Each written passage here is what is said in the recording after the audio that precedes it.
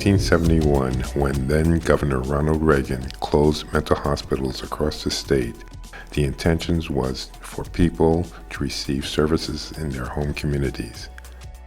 However, funding was not provided to those communities to provide those services, and a large number of mentally ill homeless people started to appear on our streets.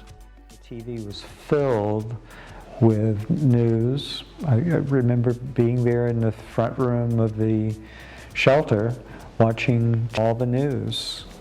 People being laid off, people homeless, all of that. That to me was when we actually began to see more folks that you could say, these folks don't have a place to go. A group of volunteers from Berkeley's Jewish community came together to form a small outreach response, talking to people on the street, referring them to health clinics, helping them apply for income benefits, and doing whatever they could to fill the gap. I first heard about the organization that became BOSS back in the day when it was Berkeley Support Services. And I had been living in a little apartment on Addison Street that, in the way of a world, I ran out of money and couldn't find a job and was looking for a place to stay. I think the only other programs for homeless folks were the traditional missions in Richmond and in Oakland. There were no other programs at that time. In 1975, the small nonprofit merged with the Berkeley Youth Hostel to open the first shelter for mentally ill homeless in the state. I was originally a client, and that's actually been a long, long time ago now, thank goodness. At the time, I actually had a daughter that was about 7, and then I was kind of on my own to, find a place to stay by myself. So when that really didn't happen, I did check in with BOSS, and I stayed there for, for probably pretty close to a year.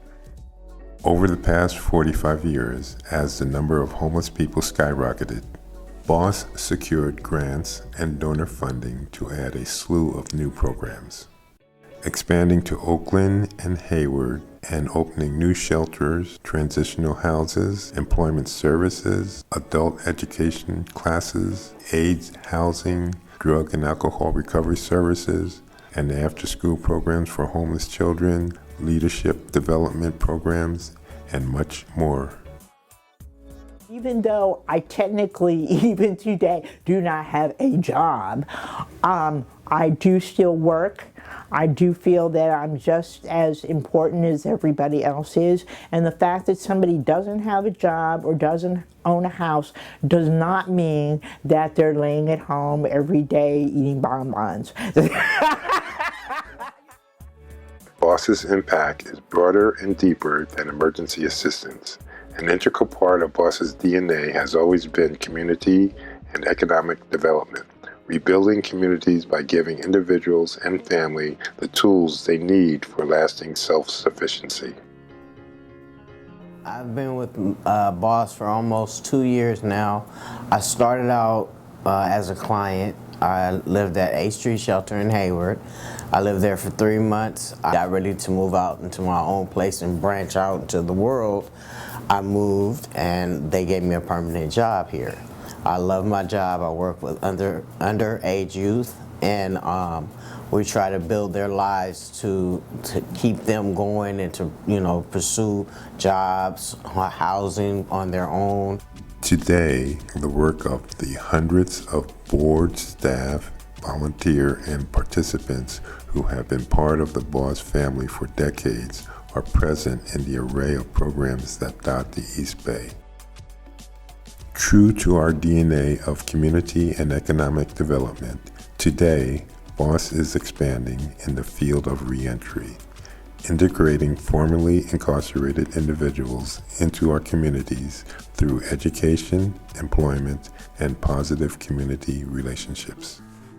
We provide services to nearly 200 individuals that have been systems impacted, whether that's people who are on welfare, social services, public assistance, or are formerly incarcerated, or were impacted as a youth in the juvenile youth centers, and maybe not are formerly incarcerated as adults, but have certainly been touched by the system in their youth. These programs continue BOSS's 45-year legacy of creating as wide a tent as possible to serve and support all those affected by economic, racial, or social injustices. We are also expanding our work with transitional age youth, including conversion of one of our transitional houses into permanent supportive housing for youth.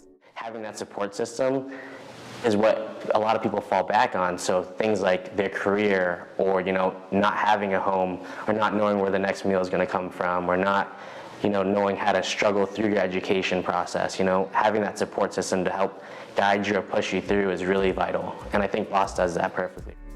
We are expanding our work with the severely mentally ill in partnership with Alameda County, connecting them with healthcare, affordable housing, jobs, and social support. And as we have from the beginning, we continue to provide outreach to people in need, to bring them in, out of the cold, and into the light and hope. Everyone has a story, unique and individual, their story. The folks that come through our doors here at BOSS, our attempt is to help them transform that story based on their needs, their abilities, their preferences, and their strengths. That transformation would not happen without the dynamic and supportive staff, supported by me, our board of directors, and our funders, our donors, volunteers. And for that, I want to say thank you for your ongoing support and collaboration to make BOSS the best that it could be, a community treasure.